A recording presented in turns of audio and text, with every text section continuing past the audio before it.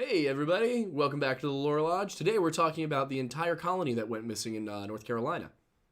Yep, where I just was last week. Yeah. That's why I wasn't here. Sorry guys, I'm He back. was also missing in North Carolina. I disappeared for a long while in Raleigh, which is the name of one of the individuals we're going to be talking about this evening.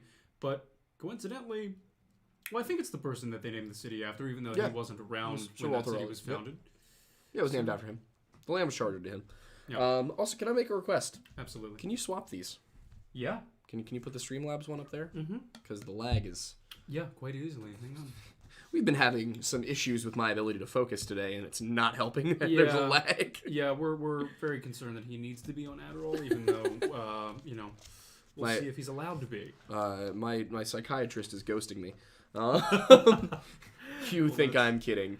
That sounds like a joke. I understand that. Yeah, that's not a great thing to have happen at all. So, there's Archie floating in the air. Oh, of course there is. So, also, something that we want to say as we're starting off the stream, now that it's nice and warm here in Pennsylvania, we're going to get to work on recording the videos for all of the donation goals from the past 2 months. Yes. So, we will be getting those to you very soon. This weekend, I think we're doing the Wendigo cocktails. Ideally, yeah. Yes. We're going to go in order of... Not conspiracy. God, why is every... what is the C word that means in order of events that occurred? Chronology. That's it. I've been spending too long in this area. For some reason, I knew it began with a C, and it was something like E. It's okay. Last time my little sister used the word apprehension and meant comprehension, and then we had an entire argument where we realized that she was actually right. I love that. Apparently the word apprehension can also mean what comprehension means. Really? Yeah. I was not pleased to learn this. But speaking of donation goals, we did find the ones that we had initially written out for February and then lost. So we're going to do them for March. And those are at $250, incorrectly pronouncing as many words as we possibly can in a stream, which sounds horrible for you and I. I think what we should do is try and incorrectly pronounce words in the funniest way possible.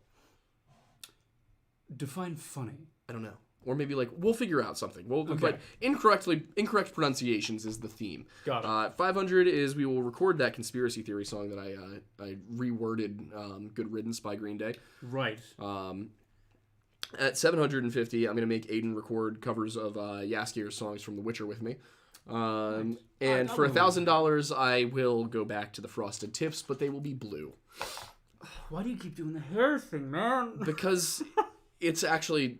I don't know. I was lazy about dyeing it back last time. Anyway, fair enough. Let's get into the actual show part of the show, shall we? Why not? So today, obviously, as the title of the stream suggests, we will be talking about the lost colony of Roanoke. Indeed, we will. We're kind of doing that also because we have 2 videos coming out about Roanoke in the next couple weeks, as well as it was requested by one of our patrons. I had it written down and I totally lost it. But it's fine. Naughty. Anyway, his last name was Stewart. His last name was Stewart. As long as you got one of the names. That's yes, exactly. The first name started with a C. It was like it was a C. Stewart. Wasn't conspiracy, was it? No.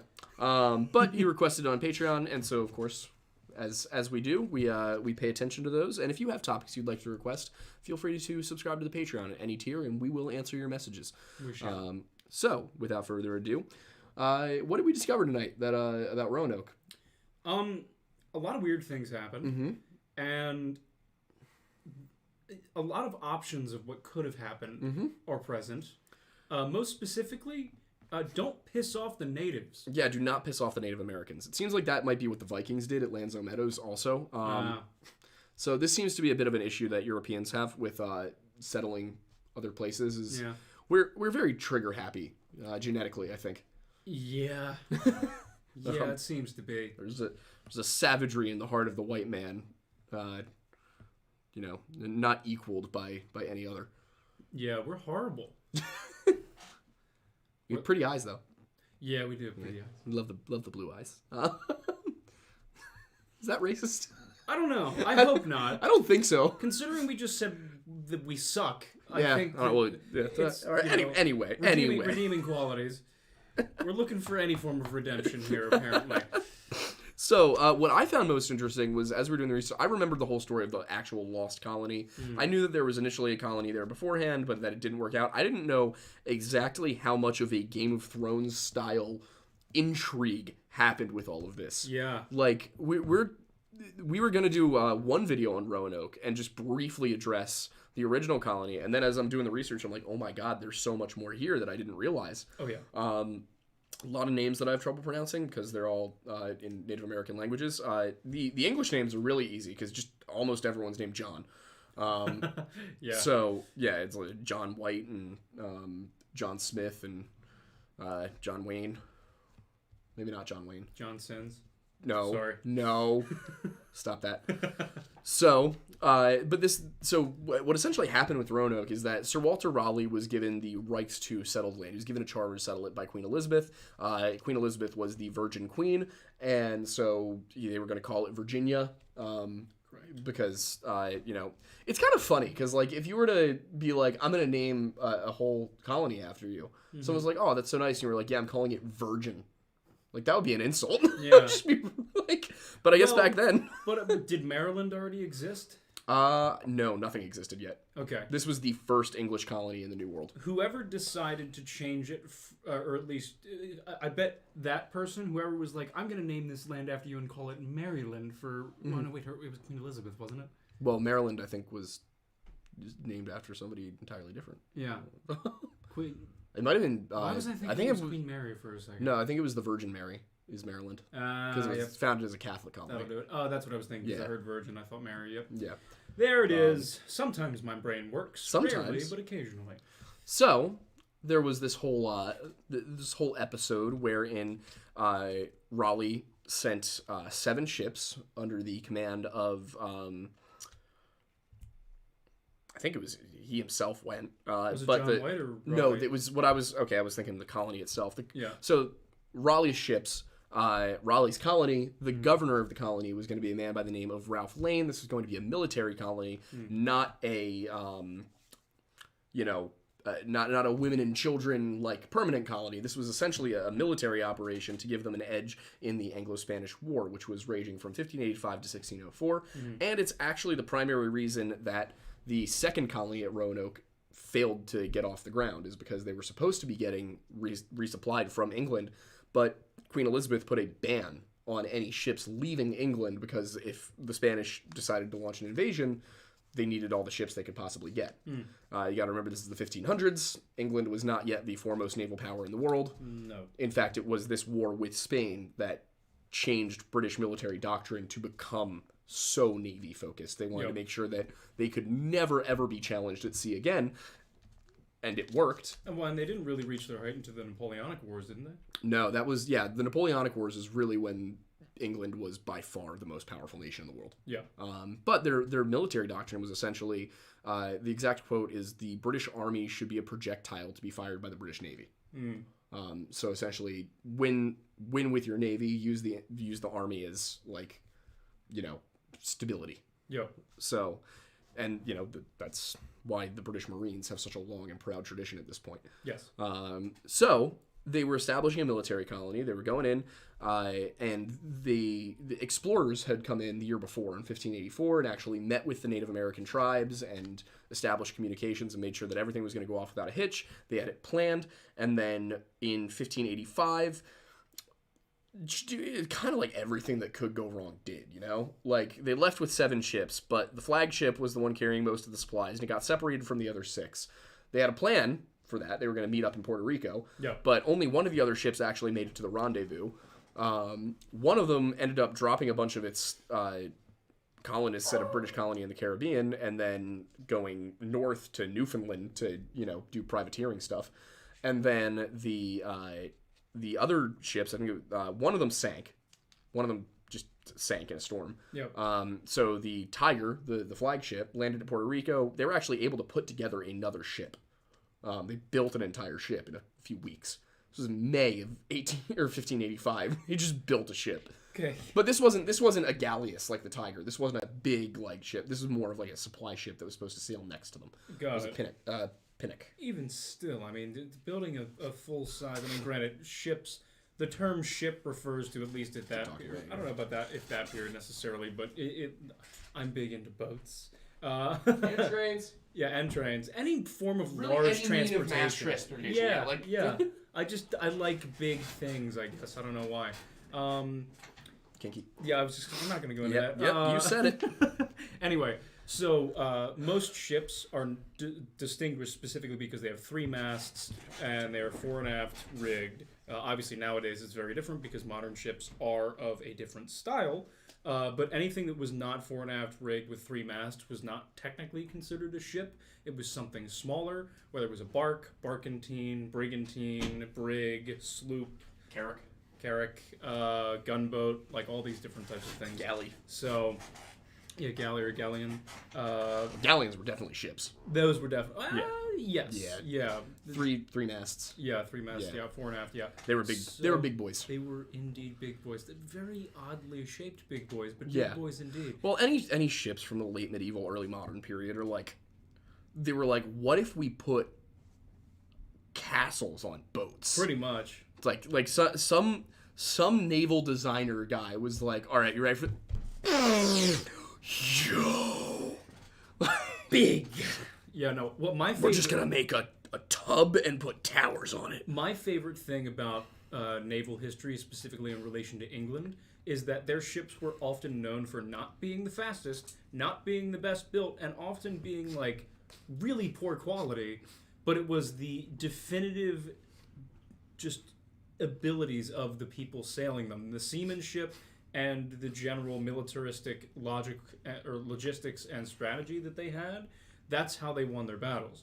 The Spanish and French ships that they fought were often way better, at least equipped, a lot better designed, and a lot better well kept, just because of the nature of the way they were designed in general. But the military tactics and strategies of the English Navy is what made them the most just demonstratively successful at the time. They had so many ships. I know. Yeah, they had a ton of them too. Although, if I remember correctly, Trafalgar, they were massively outnumbered. They probably were. But they beat the Spanish anyway. Yeah. Sank the entire Spanish Armada. Yeah, they could often fire broadsides once or either twice or 3 times as fast as their opponents, which is insane. Yeah, it's well, that's part of what it was too, is the standardization of the British military. That's what really won them wars, was that they were just consistent in a way that their enemies weren't. They would, if you lost your best troops as France, you were done. Yep. The Brits, everyone was the same. So. Yep. And the organization on each ship was extremely tight. Like, every man had his job. They beat to quarters every day, which means that every man would go to his specific station that he would, be involved with if they were entering a battle. And they did that every single day, so that way there was no confusion whatsoever when they came across an enemy, whether it was just a single ship on a patrol or an entire ship-of-the-line fleet, like an admiral's fleet. Everybody on each ship knew exactly what they needed to do at a moment's notice, and I think that's fantastic. And you would think that under those circumstances they would have made better choices in this specific expedition. Yes. But again, this is before the British Navy was the British Navy. It was a bit early for that. Yeah. So 1585, they arrive in Puerto Rico in May of 1585. The Elizabeth arrives 2 weeks after the Tiger. They're able to meet up with 4 of the other ships up in the Outer Banks. And then they kind of explored a little bit. They were going around trying to figure out exactly where are we going to. Chandler, that was his first name. That's him. That's who I was dedicating the video to. Chandler, we're doing this for you. Yes. So also, Becky, you're correct. I do just like going places. Yes. Anyway. So I scouted around, met with some of the Secatan leadership in the area. That was the tribal. Kind of like the Algonquin or a language group. The Secatan were more of a linguistic and cultural group than they were a specific tribe or confederation. Yeah. And they were under the direction of a guy who at the time was named Wininge, I think. Mm-hmm. He ends up changing his name to Pimisipan, which means one who watches. And that happened at a pretty significant point in this story, so I'll explain when that was. But so they meet with them. One of the tribes, there's a bit of a bad moment where they end up encountering a missing silver cup. They lost a silver cup and blamed it on the Native Americans. They said it was theft. The Native Americans denied it. And they decided proportional response to thievery is massacring the people involved. Naturally. So they did that. That obviously put them, started them off on a bad foot. But they managed to recover somewhat and make an agreement with the Secatan that they would have kind of a joint settlement on Roanoke. Mm-hmm. And the Secatan were going to help them out. And that was very important because initially the Tiger had been carrying all of their supplies. It hit a shoal and was severely damaged, and they lost most of the supplies on the ship. Oh, fun. So they became entirely reliant on their ability to produce food and just the goodwill of the Native Americans. Mm-hmm. So when they kind of set up the colony in August on Roanoke, they were already in a precarious position. They probably should have gone home. Yeah. They chose not to. End result, the last of the ships leaves on September 8th, leaving behind 107 men under the command of Ralph Lane, and almost immediately, this all goes south. Mm-hmm. We're talking about September 8th to June of 1586. So a period of about, what's that, 9 months? Roughly. Within 9 months, they were unable to maintain the colony, and they had to go home. The reasoning is what's fascinating here, because this is why I said it's like a Game of Thrones level of intrigue. We have Ralph Lane, who obviously, has a bit of a hot temper. Yeah. You've got the Secatan people, and you've got Pemissipon, who changed his name around that winter period to One Who Watches. And then you've got another guy by the name of, I have it written down here, I want to make sure I get it right, Menetonen, who is the chief of the Roanoke people, and he has a son by the name of Skiko. So these are all very important people. There's also a guy whose name was, I feel like it was Edendor, something like that. And again, these are all anglicized versions of their names. Who you basically had these two camps involved. You had the pro-English and the anti-English camp. The anti-English camp being larger, but the pro-English camp being powerful enough to maintain peace between the two. Another important thing, they had brought back two people by the names of Manteo and it started with a W. I should have had it written down. That were other Native Americans that had come back with the first expedition in 1584 and spent time in England, very similar to the Squanto, I think it was. Okay. And one of them, the one whose name started with W, and I can't remember it now, he was very anti-English. He hated everything he saw when he was in England. The other one, Manteo, was a member of the Croatoan people, and he loved everything he saw from the English. So he was basically very pro-English. The Croatoan tribe was very friendly. Meanwhile, the other guy was essentially from the get-go, no, we don't want these people here. Yeah. We're getting rid of them. He was going around to the tribal councils and, talking bad about the English, trying to do everything they could to get that settled. Yeah. So, within a couple of months, they're already seeing hostilities beginning to emerge. There's a lot of distrust, but because the English have more guns, and according to the Native Americans of the time, supernatural abilities to, cause sickness and death, which was actually just nobody understanding germ theory, and the English basically carrying all these things that we didn't understand they were carrying at the time. So, wasn't intentional. No. Wasn't like the whole smallpox blankets thing, which, by the way, also a myth, but yeah. Story for another time. We'll get there. The smallpox blankets were attempted. They did not succeed because smallpox does not live outside of a human host long enough to actually Sounds like a good History Hut video to me. True. But yeah, that's also much later. That's the 1700s when they were beginning to understand how germs worked. Yep. Still didn't know that for another 100 years. It is fascinating how long it took us to get away from, sickness is caused by some supernatural thing we don't understand to, there's microbes. Yeah, well, I mean, to be fair, microscopes were invented when? Yes. So, late 1585, the English, under Lane, find out that, A, this is not a sustainable place to have a colony. Mm-hmm. B, there is a waterway to the north that leads to other lands, and lands that are full of copper and gold and all sorts of things. Yes. And they decide, all right, well, we're going to go resettle north on the Chesapeake, but we're not going to do that until supplies come in. So they knew supplies were coming by Easter, so they decided we're going to hang tight till then, and then we'll go up, and then we'll settle on the Chesapeake. But they needed to know what was on the Chesapeake first. So Lane and about 40 men took a little expedition north.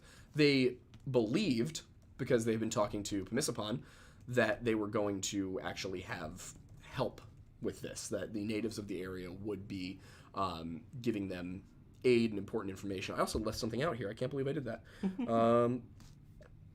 So prior to this, actually, got to mention it, the English had planned a trip inland because they actually wanted to set up a colony further inland. That was the plan. Roanoke was kind of a staging ground at this point. Yep. They knew it wasn't sustainable. They needed to go further inland. They needed to get to the mainland. And so that's what they planned to do. They went to Pomissapon. They were like, hey, we're going to do this. What should we be prepared for on the other side? And Pomissapon was like, oh, those tribes they're going to be ready to attack you. They're going to, you're going to get ambushed, and you better be well armed. You better bring a lot of men. Yep. And so Lane was like, okay, cool, thanks, good information. Pomissapon then went to Menatonin and the Roanoke people and the other tribes in the area and told them that the English were coming and that they were going to be very well armed and you better be ready for a fight. Like, he was basically trying to set it up so you'd have two armed parties preparing to, essentially expecting the other to attack them. Yeah. And the English, believing that they were going to be attacked, and that they just caught the mainland tribes off guard, they attacked first. And they were able to actually very quickly capture Menatonin and his son and, cut the head off the snake immediately. Yep. No conflict, no real battle. And what they discovered while talking, which I guess Pomissapon did not anticipate that, these people might actually talk to one another. What they discovered was that Menatonin had been lied to and Lane had been lied to. And Pomissapon was actually the mastermind behind all of this. But again, they still needed Pomissapon's people. They needed the Secatan people to help them survive until supplies arrived. So there couldn't be any open hostilities. So there's all this court intrigue going on, essentially. Yeah. And they end up, they take Menatonin's son, Skiko, as a hostage to ensure Menatonin's loyalty. And the Secatan people kind of get off scot-free at this point. Yeah. So Skiko is the one who tells them about the lands to the north and the waterway and all the precious metals. And he spends time with Lane, is held as hostage, and he's treated very well. And, they're doing the right thing. He becomes very pro-English. Also, his father had been very pro-English. So after the whole conversation happened, because they you got to remember, the Native Americans were not all one. This is not one monolithic group. They fought each other all the time. Yeah. It was just like in Europe, basically.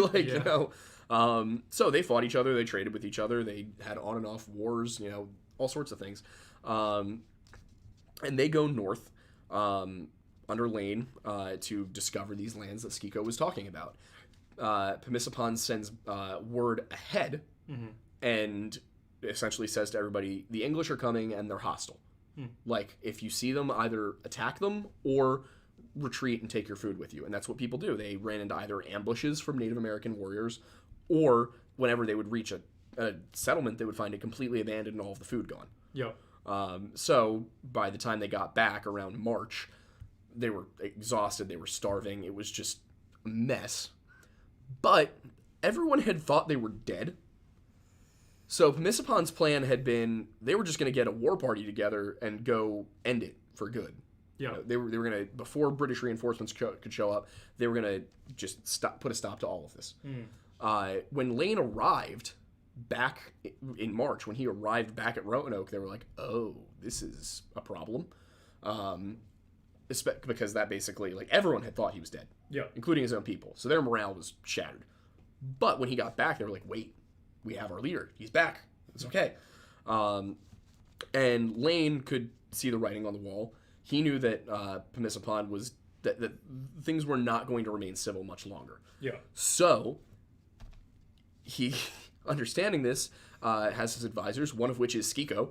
And Skiko is also privy to the Native American information. Yeah. And he pulls what Pemmicepon pulled and goes and, tells the English that Pemmicepon is planning a war council for June 10th of 1586. So he's going to gather together all the Native American tribes and whip them up into a war frenzy to go and put an end to the English colony.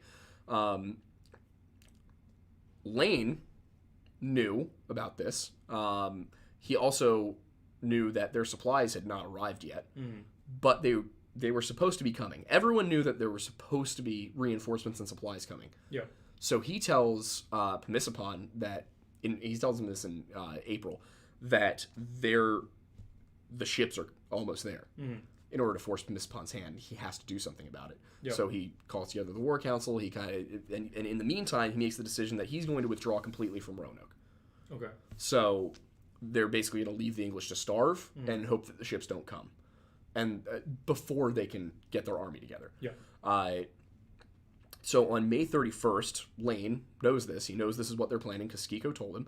He knows this is what's going to happen. So he gathers together his men, and on the night of May 31st, they slaughter every Native American warrior in the village. They were to make sure that nobody could get back to the island, to get back to the mainland and tell them what was going to happen. So they head over, and in the morning of June 1st, they go over with the pretense that they're going to be talking to Pemmicepon and his council about releasing Skiko.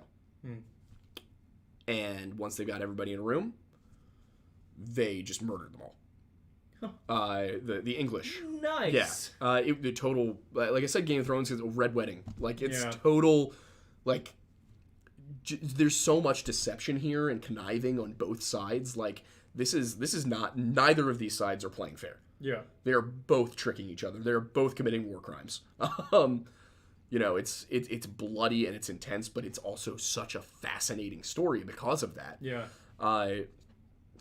And so Pemmicepon actually does escape the initial massacre, runs off into the woods, but the English are able to track him down. Obviously, they have guns. They shoot him. Yeah. He ends up dying, and they impale his head on a pike and stick it outside of their fortifications at Roanoke. Nice. Because they didn't really have... It wasn't like a village. Like, if you've ever been to Jamestown, it's not like that. It was a actual dug-in fort. It wasn't meant to be a town. It was meant to be a fortification. And then they had everything else spread out around it. Whereas with Jamestown, you have more of a palisade. You don't have as much of a raised platform. Yeah. So they managed to win this tactical victory, but they're still strategically not capable of handling any of this. So Francis Drake's navy happens to be sailing up the coast, heading back towards England after a successful campaign in the Caribbean. Pardon me. They flag him down. They tell him, all right, we're gonna need a ride out of here unless you can give us a hell of a lot of supplies. And he said, we don't have the supplies to give you, but we can give you a ride home. They head back. Now, a member of this initial colony, this initial mission, one of the few civilians involved was John White. John White is the one you probably all know from the story of Roanoke, because he is the governor of that second Roanoke colony. So they abandoned the colony. They left behind 3 men who were never heard from again, because they basically weren't present when the ships were leaving. Because this was not a planned thing. This was Drake's here, let's go. So nothing was ever... We don't know what happened to those 3 men, but probably nothing good. So that's the first colony. That's not the lost colony.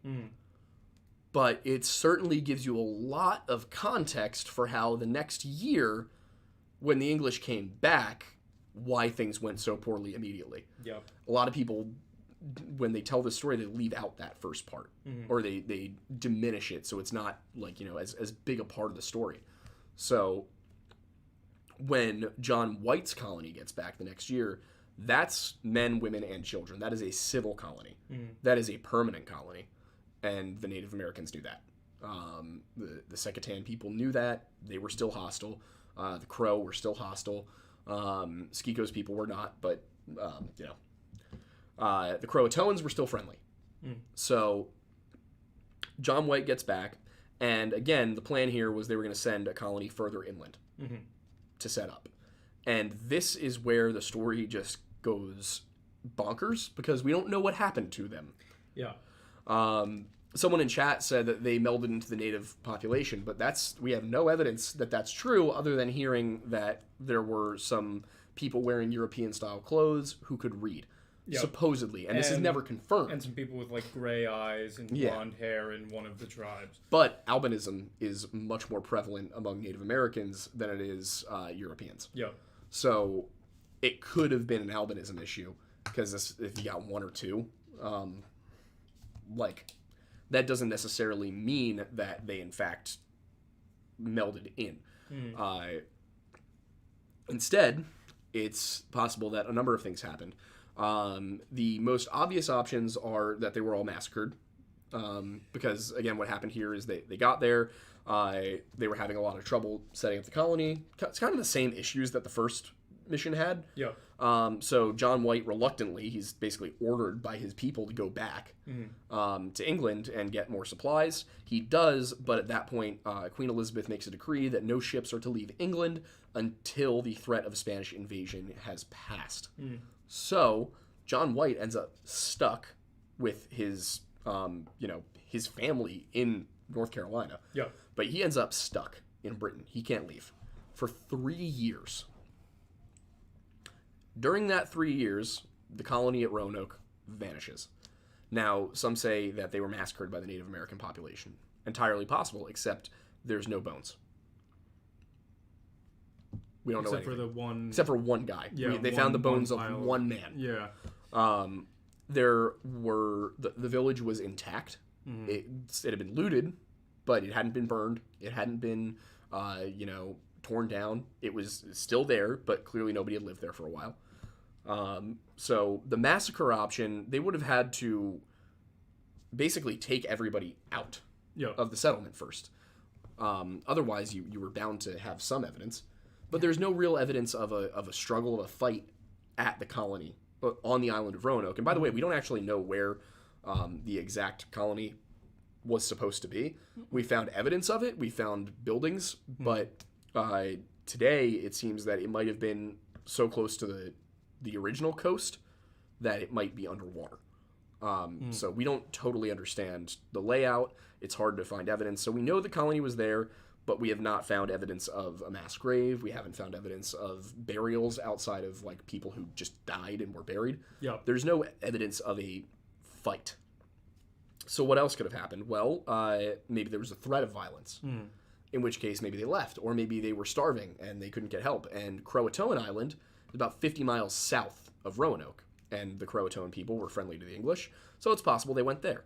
But again, we don't have clothing, we don't have like weapons, we don't have anything to imply that the European population was there, other than the fact that people reportedly, and this is all secondhand knowledge, it's John White heard from somebody that this happened. John Smith heard from somebody that this happened. Yep. And for just a stroke of, like, a series of just horribly unlucky occurrences, John White was never actually able to look for his family. Every single time he tried, he was thwarted. Which is a shame. It's terrible. Yeah. But, so the only evidence, again, is that they wrote the word Croatoan. But there was more to this. There was a secret code embedded within that word, which was they were to put a cross if they were forced to flee. Yeah. By, like, violently. So the cross would have meant, we're going here. So the question is, was the word Croatoan, did they choose that word because the T looks like a cross? Or did they choose that word because they were telling him they went to Croatoan? Yeah. We don't know. Croatoan's also 50 miles south. Yeah, and it's not on the mainland at all. Yeah, across open water. So you would have to basically hop down the Outer Banks to get there. Yep. Other possibilities. There is a map made by John, I believe it was John White. Yes. Who, it was. Yeah, he made the map, and because he was an artist and that was what he did. Where on the mainland, about 50 miles from where they are, and we know from the writings that we have that they planned on settling about 50 miles from the island inland. Yep. So there is a spot 50 miles west of Roanoke. Water. Yeah. I think it's a river. Yeah. An estuary or something. Yeah. Where there is a spot on the map that was patched. And under the patch, if you hold the map to, a light, you can see that there is a 4-pointed star, which is that period's essentially designation for fort. Now, this was covered up. It was patched. Why? Was that because they didn't want the map falling into the wrong hands and, becoming people ammunition for the Spanish? Because they didn't want the Spanish to know the colony was there. The Spanish actually never found the colony at Roanoke. Even though they knew there were colonists, they didn't know where they went. Yeah. So there's no evidence that the Spanish intervened in this either. So maybe he put that on the map to say, we're settling here, and maybe those people went back and settled inland. Yeah. But we haven't found the fort. We have not. So that's also a dead end. However, he did draw in invisible ink on top of the patch another fort. Yeah. So I guess there was definitely a plan to put the fort there, you know? Like, maybe it wasn't executed, but they really wanted it there, but they really didn't want people to know that it was going to be there. Exactly. At the very least, they were planning on putting a fort there. Yeah. So why didn't we find it? Well, maybe they tried and weren't successful, but we don't really know. There's no way to determine the correct answer there. So we also have a single stone that we have a bunch of stones that we know are fake, and then a single stone that it's up for debate whether or not it's fake. And these were supposedly, written by Eleanor Dare, who is the mother of the very famous Virginia Dare, the first North American-born English person. And this Roanoke is actually part of Dare County, North Carolina, because of the Dares. Yeah. So, what happened? Because we have this possibly fake stone that says that they died. And that stone is close to where the fort was supposed to be. Mm-hmm. But it's not conclusive. There is no conclusive evidence for what happened here, and that's why it remains to this day the mystery that it is. In my opinion, looking at the evidence here, my belief with it is that they did try for that fort, and for whatever reason, they failed. So I think they went there, tried to build it, failed. I did what was the channel name? Lemino? The one that we watched. I was going to ask you. I didn't get a chance to see the title. He had one. His suggestion was that some of the colonists went to Croatoan and some of them went inland. Also possible, but again, we don't have any non, circumstantial evidence that there were English people on Croatoan at the time. So, what's that mean? Yeah. I did. Somebody had made a video last summer that I ended up getting tagged in a bunch where they were saying that maybe the Wendigo drove them off of Roanoke. I mean, it's a possibility. See, Jamestown had a cannibalism issue because they were starving. There were multiple human skulls and bones and that show signs of clearly not experienced butchers. Yeah. Cutting into these people.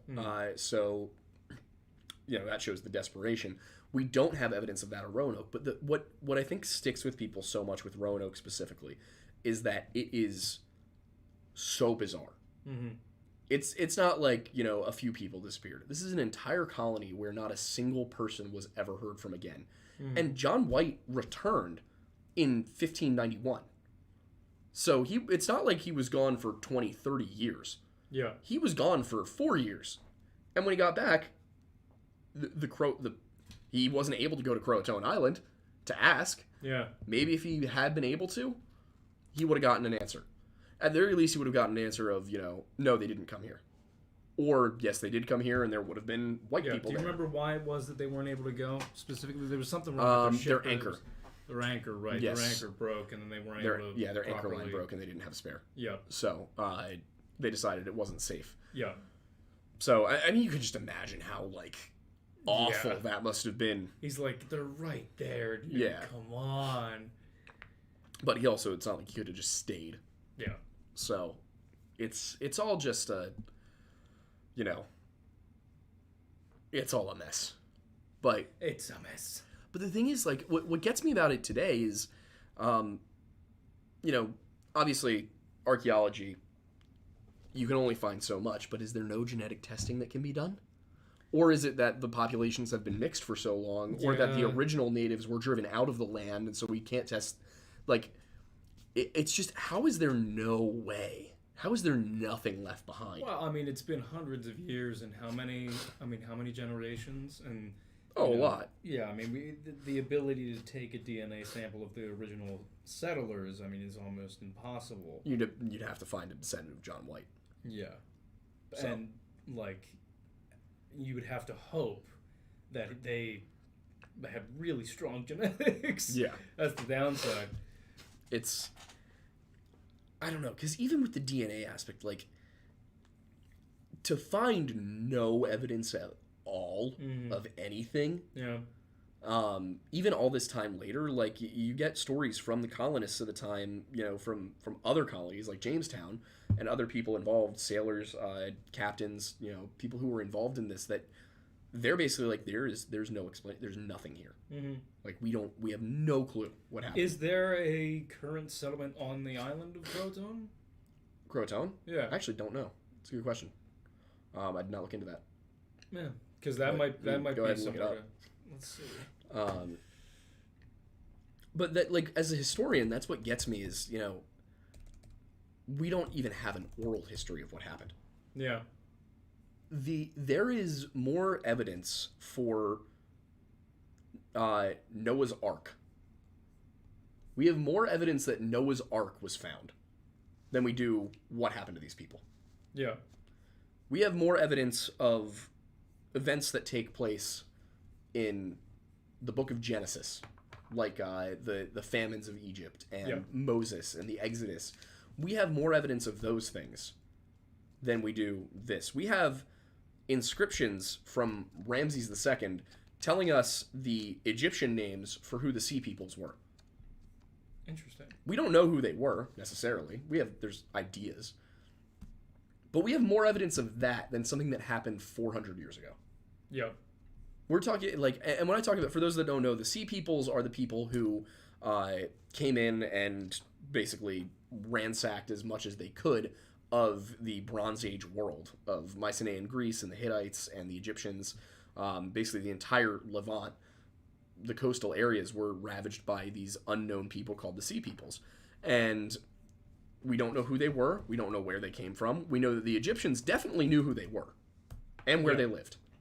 But everything they wrote down was in the context of what they already understood. They couldn't imagine a future where we didn't know what Sheridan or Sharkesh or Peliset, they didn't envision a world where we didn't know what that was. But that is something that happened in 1177 BC. Mm-hmm. From 1208 through 1177. That is over 3,000 years ago. And we know more about what happened there than something that happened to people who speak the same language, who spoke the same language we speak. Mm-hmm. Yeah, it is wild. Who wrote the same English we speak. I mean, obviously with different spellings. We were trying to read some of it earlier, and it was a mess. Yeah. But how? How are there no oral histories from the native people? How is there no archaeological evidence of what happened? It's almost like they slipped into another dimension. I do think that some of the pop culture suggestions for what happened, I think the Wendigo one's funny. I think Supernatural's version of events with the Croatoan virus. It's a fun one. Phenomenal. Yeah. Probably not what happened. Probably not. But, it's... And I think what makes it such a fascinating mystery is, like, yeah, obviously on the surface, if you just hear, oh, colony of people disappeared without a trace. Interesting in and of itself, but the more you dig in, the more you're like, how is this still a mystery? How have we not figured this out? How is there no consensus?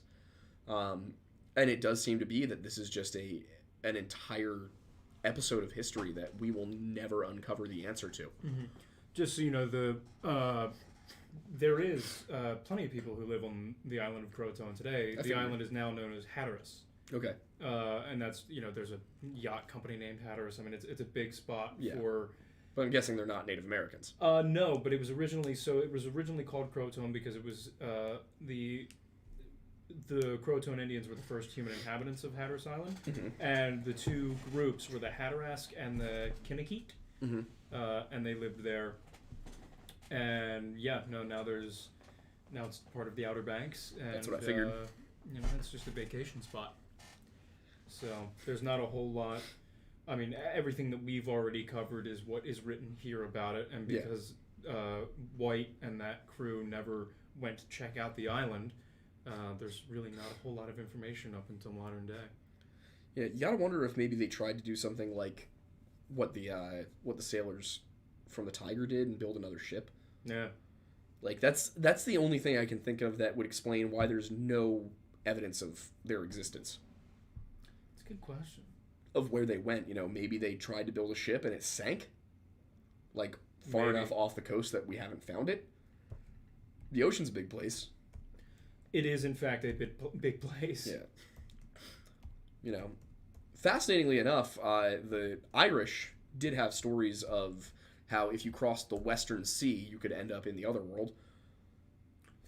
So, and the Native Americans also have all sorts of folklore regarding places where you can enter the astral plane or other dimensions, other worlds through specific landmarks. Maybe they were onto something. Like, maybe we're looking at, these people slipped into a portal into another dimension. That is the only thing I can think of that, other than the boat theory. It's a great question. Yeah. And, obviously I don't know if people came here expecting that we were actually going to have an answer. We're not. We were just telling the story. But I definitely want to go down and check it out. I want to, take a trip down there. But just truly fascinating. Or they were eaten by Venus flytraps. It'd have to be a big-ass Venus flytrap. Also, are they native to the coastal areas of North Carolina? Yeah, he's saying they're native to Hatteras. But, Venus flytraps... They eat flies, not people. Well, also, the way that they work is that the fly gets stuck to them. Yeah. And then it very slowly closes. That wouldn't work for a human. Nope. We move pretty quick. I mean, it might work for, one human. Yeah. Who got lost. Yeah. Always thought quicksand would be a bigger issue in my adult life. It's not. That's a good point. I really thought quicksand was going to be a problem it was going to face. Yeah. Nope. Hollywood. What if they're buried? Well, that's the thing. They would have probably found them by now. Probably are buried at the moment. Audrey 2 killed the colonizers. I don't know who that is. I don't know what Becca's saying. Nope, neither do I. Just on the official HatterisNorthCarolina.com website, essentially, they very much gloss over the whole missing thing. They've mentioned that there's evidence because of the blue-eyed and light-skinned people that there might have, among the native groups, when that island was officially settled in the 1700s. As opposed to this was in the late 1500s. But again, that's the thing is, there's no first-hand account. Yeah. And I'm amazed that nobody went back to that island for over 100 years. Yeah. Especially because Jamestown was not that far away. It wasn't a, short, afternoon walk, but were the colonists not interested? I don't know. I guess. I mean, but I'm surprised White never tried to make another... Or maybe he did, but he just failed to. I mean, that's not something that was in the stories from which we are generating this topic. The little my lore longevity fades, and with it, so is my will to live. Oh. Yeah, ours, mine's also fading. We're looking for a new supplier for this. I've got a couple of people in mind. Has anybody gotten any of the prints? Yeah. I don't know if people have bought them. We do have to send some out to Patreon subscribers for the highest tier. Yeah. I just got to get those. I think they're cool. Let's see. Hasn't this rumor been disproven already? No. That's the thing. Yeah. Nobody hasn't. Can. There's not enough information one way or the other to be able to give a definitive answer. Yeah, and that's what's fascinating about it. I was expecting going into this that I was going to find something that was going to be, like, glaringly obvious. Yeah. Like, I had always heard the stories of, oh, yeah, well, there were people who, you know, had blonde hair and blue eyes who were living on these other islands, but also there's the albinism problem, and there's the fact that that was not described by John White. That wasn't described by anyone who actually saw it. That was something that they, to my understanding, John Smith heard from the natives that there were people in the Native American settlements on Hatteras Island with blonde hair and blue eyes, with European features. And that at a point inland, there were people with European clothes, and they found a sword hilt in one of these villages. Yeah. So is it possible that some of them went and intermingled? Yes, but all 115 of them?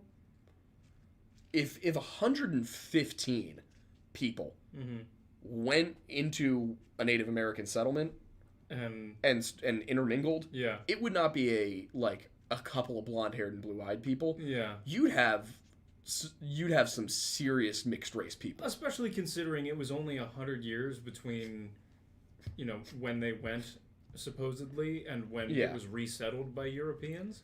You'd still have like direct descendants, or even still some of the people. Well, no, probably not that unless they were like children. But at the people time. who like their grandparents, were the original colonists.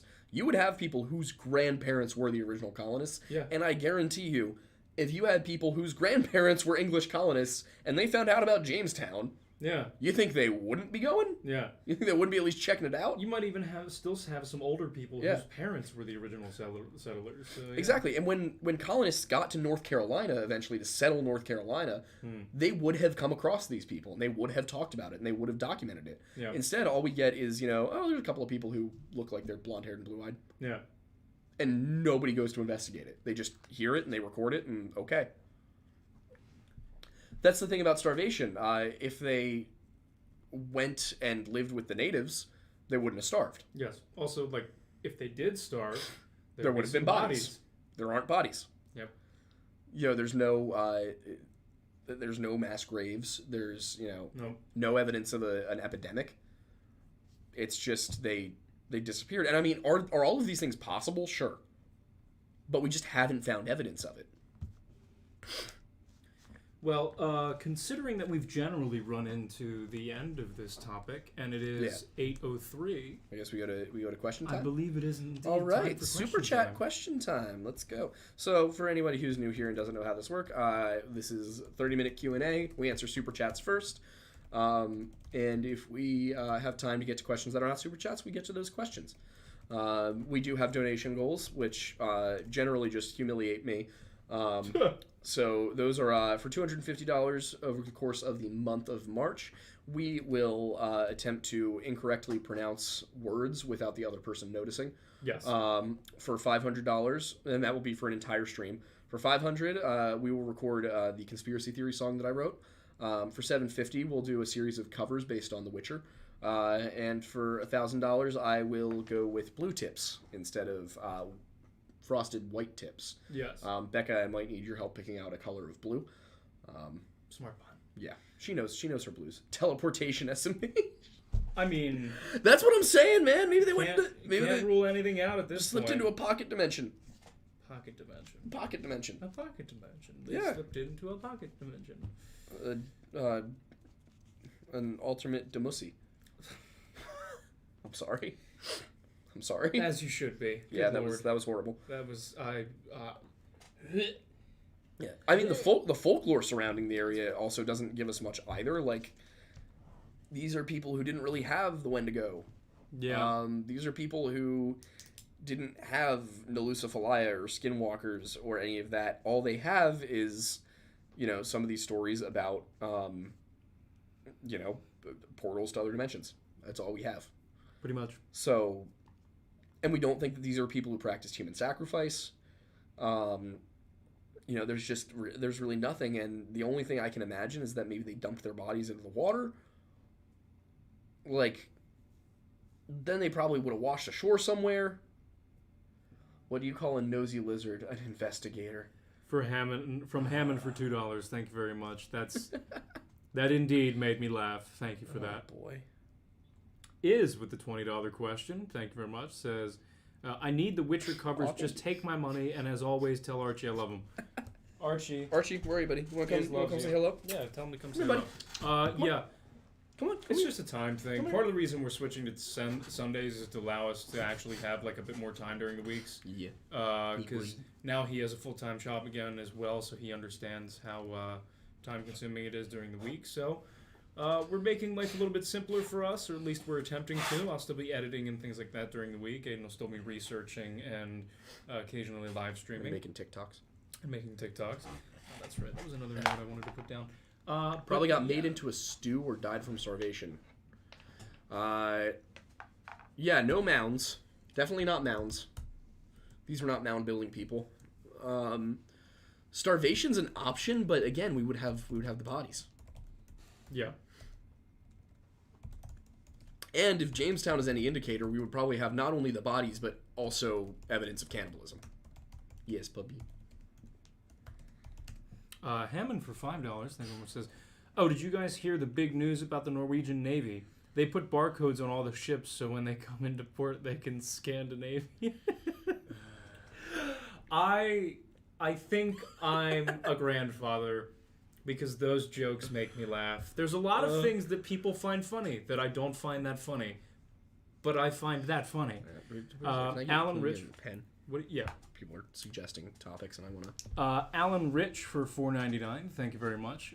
Says, I just have to say, because of y'all, I went and read Ted the Caver at night by myself, and am now officially terrified of caves.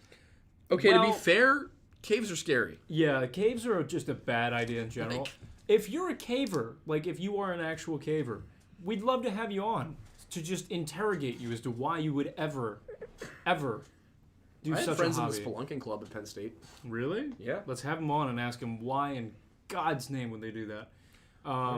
Yeah, fully understandable. A bit bold of you to be able to, or just to decide to read that alone at night. Yeah, try listening to one of the narrations of it. Yeah. I recommend the Dark Somniums. He had me listen to that on our way back from Centralia. That was it's spoopy. That was the time. At least it was during the day on the ride. If ride. you are subscribed to the Patreon, I am working on a series of basically a serial about something very similar to the Ted the Caver story. Kind of like along the lines of the whole feral people thing. So that's supposed to be coming out every week, but I have been not writing it because I've been getting used to working a 40-hour-a-week job again. Yep. So I just need to get better about doing it. It's all good. Probably gonna take my Saturdays and go sit at Steel City and type. It's a good plan. Do you mind? Yeah, I'm gonna set up a Google Calendar shared for both of us, so that way we can figure out what we need to do. Yeah. Next is from Emerald Galaxy for $5. Thank you. It says, can you talk about the 7 rulers of hell? I just wrote it down. Wonderful. Is it the rulers or the levels? That's what we're talking about. There's the 7 princes of hell. Really? Yeah. Was unaware of that. Well, it's not super biblical. Got it. Yeah. So Isaiah would go, Well, I'm sure Isaiah knows all about it, so true. Honestly, we should probably bring him on to talk about it. Yeah. Yeah, we'll reach out to him. Cool. Wendigoon, for those who don't know. Yes. Hammond for $2 says, don't cave in to these jokes. Jeez. Why are these funny? You know what? I watched a video. The funniest TikTok that I've seen in the past month was simply a video of a guy with a air-powered little reciprocating saw, and he pressed it a few times, and then at one point the saw blade shot out, and because it's air-powered, you could hear the little piston sound, so it's like because like it went to a higher pitch when it flew out, and it's just the fact that like you don't in the frame, all you see is the handle of it and like an inch or two of the blade, and it's just and it's just gone. I don't know why I found that so funny, because I think the idea in my head of like that blade is just gone. It is somewhere in that shop right now, and it is there. Who knows where it went? It probably went like into a door. You're getting flamed for not being active in the Discord. Okay, guys. Sorry, I've been busy. I've been away, and I've been busy, and I'm sorry. I'll try and be more active in the future. We need to get ahead first on things. Like, I have a lot of editing I need to do. Sorry. Now you're the one doing it. But we need to get ahead of stuff for this and get more things prepared. We're finishing the studio. You can't see it on that side, but that entire wall, I just put a bunch of sound paneling up on today, so that way we can avoid the horrible reverb that was in the past couple of Saturday videos, and I believe the Tuesday video that I still have to edit, though I'm not sure where the Is wants a full Mothman video. Of course she does. I can't believe we haven't done a Mothman video, honestly. Yeah, well, that's what I'm saying. So we'll make some documents and figure out what we haven't done. Yeah, I mean, 7 Rules of Hell, that's a video. Mothman's a video. Yeah. We'll actually know a lot about Mothman already. Mothman's a fun one. Isn't he a good dude? Don't give too much away. Yeah, he's an omen of... it's a harbinger of doom. Okay. Which doesn't mean he's bringing the doom. He's just letting you know. He's just letting you know. Don't shoot the messenger, guys. Well, yeah, I talked about banshees last night on the Scary Story stream. Oh, really? And that was part of basically what it is. Like, you know what I find really entertaining? What? Is that Kat and I have never met once, and she's been on how many episodes of that? That was the third one. That was the third. She also filled in for you on Monday last week. Yeah. So the second co-host and I have yet to meet, and I'm curious how long we're gonna go until we actually meet. She's here every Saturday, so if you just come out one Saturday night instead of doing whatever the hell you and Pat are doing. That's fair. Well, I'm going out. I'm not going out anymore, at least until the summer, because I can't afford it, and I need to get in better shape, and that prevents me from doing it. So He's being very good. He ate some sashimi tonight. Yes, I'm trying to be good. I wasn't great yesterday. He had a whole 5 calories. We're getting better. I finally got below 160 last week for the first time since like August. So we're getting there. I got to 140 last spring. I'm trying to get to 135 and hold it there and not go above 140 anymore, because You're insane. I would like my I'm you are 5'6". clinically insane. I am 5'6". You forget my small frame. You've been told to shake the hair. Oh, okay. Hang on. Wait. We'll get there. Here goes. Okay, the Mothman. Yeah, I just said Mothman. I know. Captain Alien for 1999. Techman, shake your head. We want to see the luscious flocks lying or locks flying. Flocks lying? Yeah, I don't know why I had an unintentional Freudian slip. It was more along the lines of just dyslexia. But anyway, for Verbal those dyslexia? who want to see it, yes. Okay, that was. Let me know if that was good enough. I am so turned on right now. Honestly, I mean, I'm sure chat's just going nuts. Oh God. All right. When's the OnlyFans dropping? It's OnlyFans. It's just you shaking your hair in different shirts. As it, I want to see. No shirt. I want to see you grow out a beard, keep the hair, and just like wear golden pasties and just shake your hair. Oh my God. Like for $5.99 a month. The top tier of $59.99 a month gets the shirtless hair shake. As it continues to grow, I'm curious to see how the hair shake is going to continue to look. But Missouri lore. Megan Greber says, for $4.99, thank you very much, says, I live in Missouri. I hope that's the correct pronunciation for people who live in Missouri. But Missouri, it's pretty boring. I've been to Missouri. It wasn't that bad. It was a good time. I always wonder if spooky and creepy things happen here. If you have time, I would love to hear some. Oh, yeah. I mean, he will definitely look into it, and then he will force me to look into it. I'm currently looking up Alabama and Mississippi, not quite Missouri.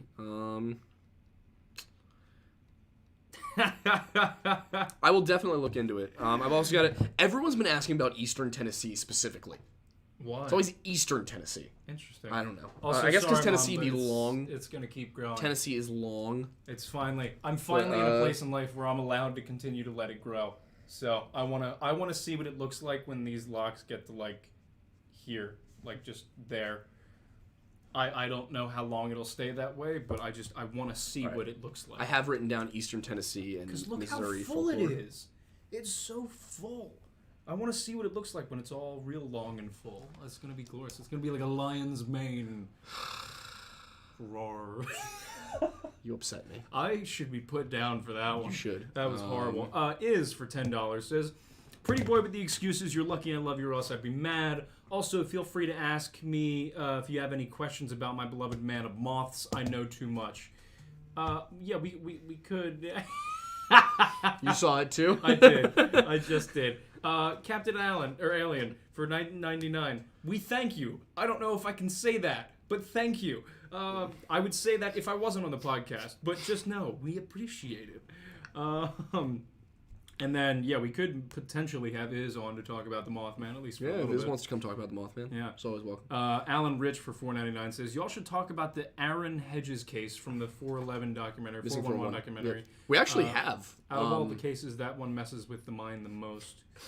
I cannot remember which podcast episode it was, but we recently did a series on Missing 411 for like 3 podcasts, and Aaron Hedges was definitely in there. But yeah, I'm happy.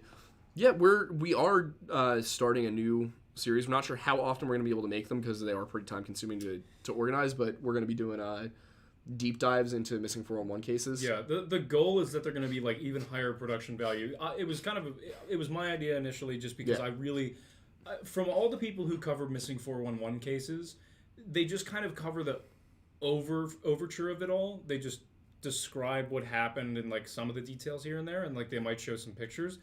I want to, if we can, do like some serious deep dives into what happened. So not only discussing the case, but in terms of the potential of what happened and trying to figure it out for ourselves, go into the... I see you found my sunglasses. Well, yes. Yes, I have.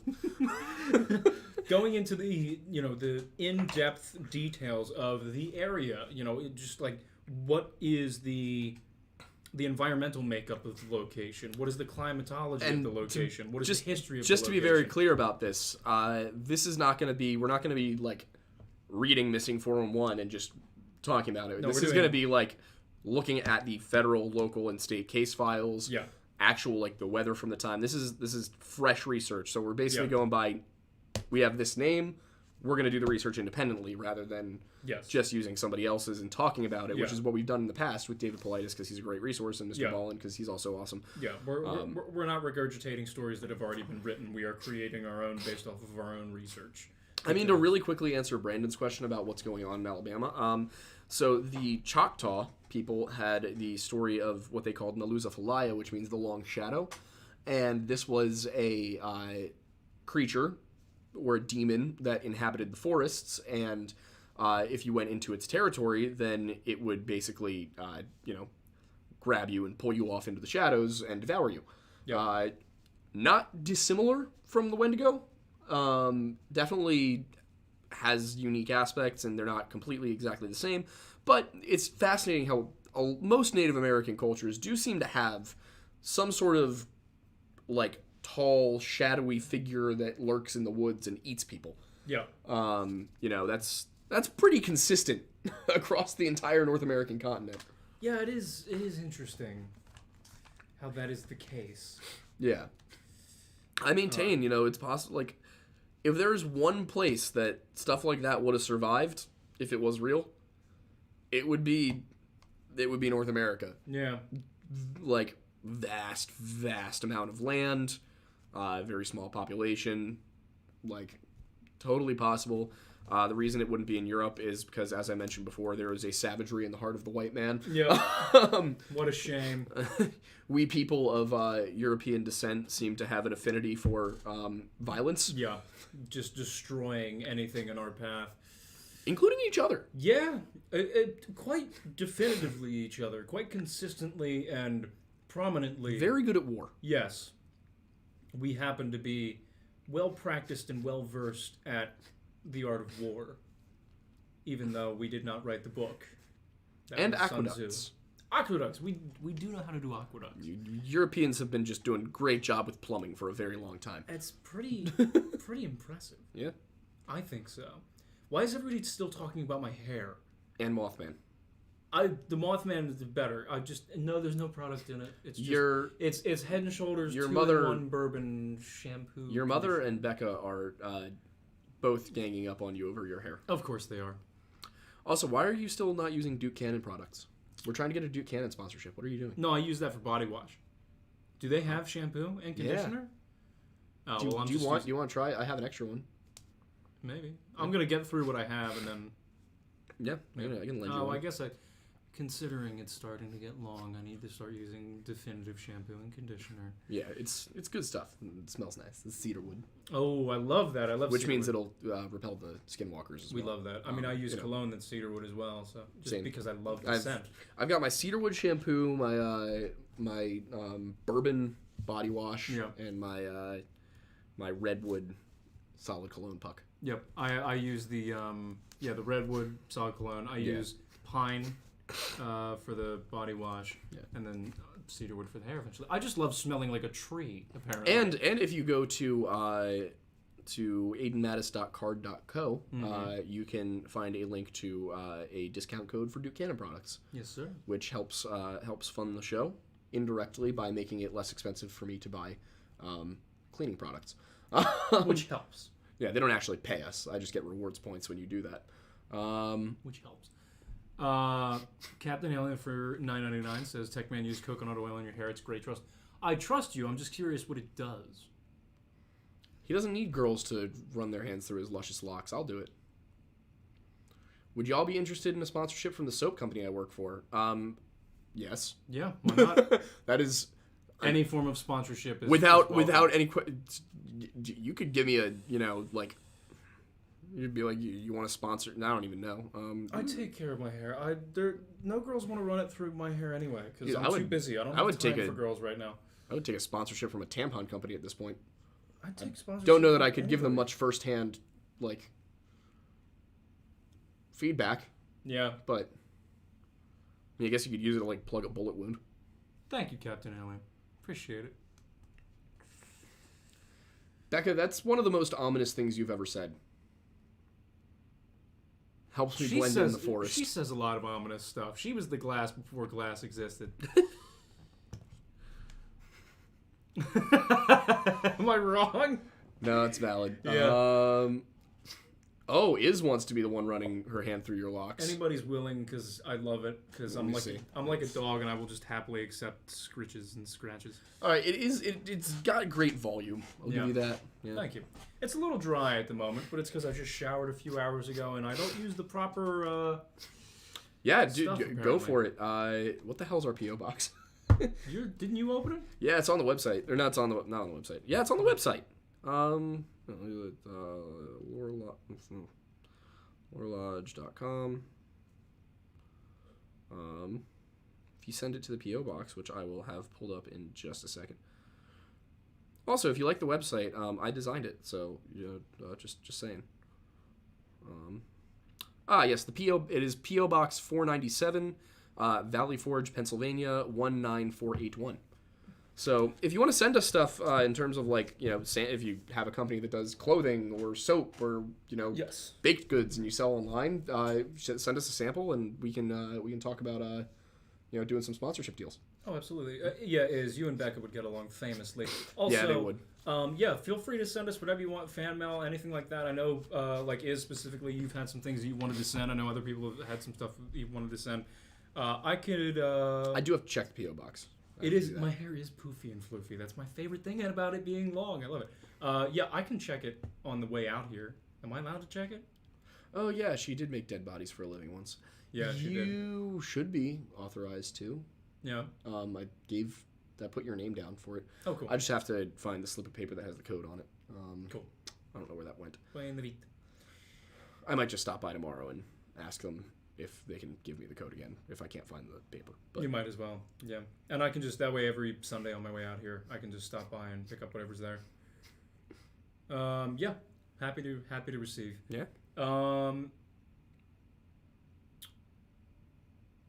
Captain Alien for 1999 says, my hair is about the same as yours. All I do is use coconut oil, let it sit and rinse it out in the shower. Makes your hair so soft. Shampoo is just bad. Fair enough. If you have long hair, you shouldn't shampoo every day. I don't. Yeah, good. Yeah. I do because I have, shorter hair. Yeah. there's little short stuff, and I also despise feeling oily. Yeah. Same. I'm one of those people. I shower in the morning. Yeah. Like. Yeah. Because if I wake up, I cannot go to work oily. I hate it. Which is odd because like I can go to bed without showering and I don't feel weird. But if I wake up and don't shower, I'm like, eee. Yeah. Can I use can I still shampoo to get the oils out and then put the coconut oil in? Well, then you're just taking oil out to put more oil in. Yeah, but like at least it's not like oil on oil. Like, because then my hair would just be really oily, which I don't want. Could do some trans fats. Ooh, some cis fats. Oh, cool. Oh man. But yeah, because I still want the fluffiness of the volume, and I don't want any oils to take away from that. Don't know if I want to know what Wendussy paraphernalia is. Yes, you can send it though, as long as it's not like illegal to send. Yeah. In the post. Considering it is the post office, and not like FedEx. Yeah, I don't think biological matter is allowed to be shipped. Just saying. Yeah, see, like you don't like being oily, like. Yeah. That's why I like the not the shampoo, the dry soap. So much. Like the cold pressed, like. I am unfamiliar. The bars of soap instead of gel. Oh. Because the gel, like, you feel all smooth afterwards. Yeah. With the bar, it's like, you feel clean. I mean, you don't just smell clean, you feel clean. Fair. That's funny. I don't like this suggestion that we have come up with that Iz and Becca become friends. Why? That seems dangerous. What could possibly go wrong? They could start their own show that rivals ours. Oh, what do you mean rivals? They would like double our. Yeah, that's true. We need boobs. I used to have them. I'm trying to get them back, but I need to get rid of the fat first. Ugh. 10 down, 25 to go. Send them seeds. Oh God. Oh jeez. Yeah. I would. I'd have a little garden. I don't think that's what we meant. I don't know. Send us, pure,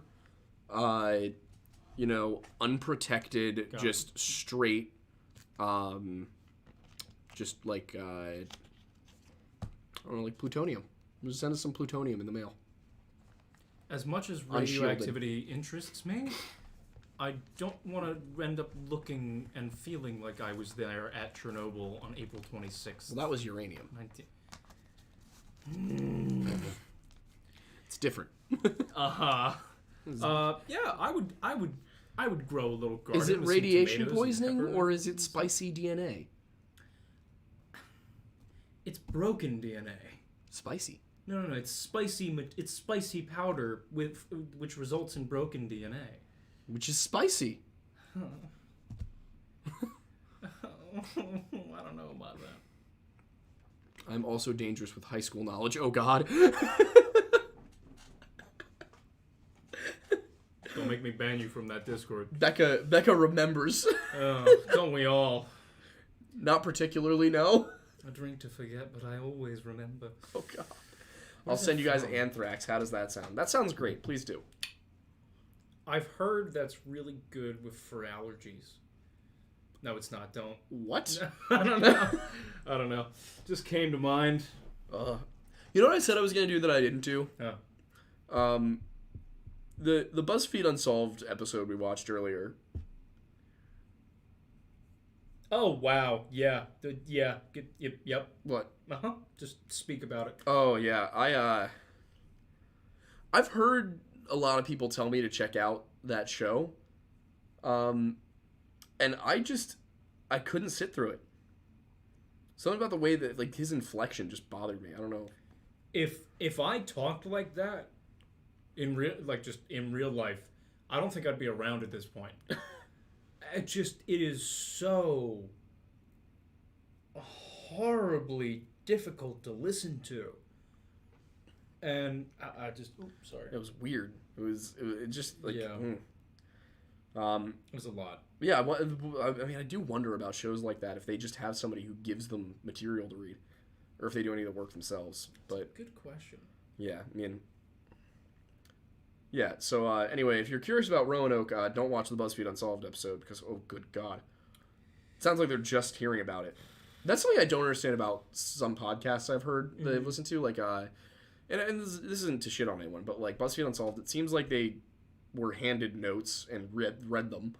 Necronomicon, it seems like only the one presenting actually knows anything about the information. It's just weird. Like, wonder if we're doing something wrong.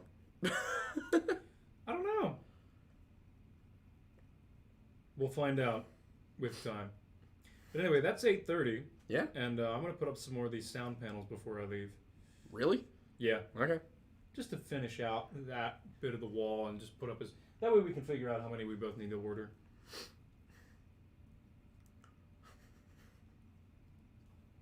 I know. What have we done? Horrible things. This is not good. As usual, it will end in tears. It will end in tears. Oh, funky fresh. Oh, good God. Well, ladies and gentlemen, boys and girls, friends and family, I think we're about at that time. Yeah. All right. There it is. Yeah. Thank you everyone for stopping by. As always. And we will see you next Sunday. See you next Sunday.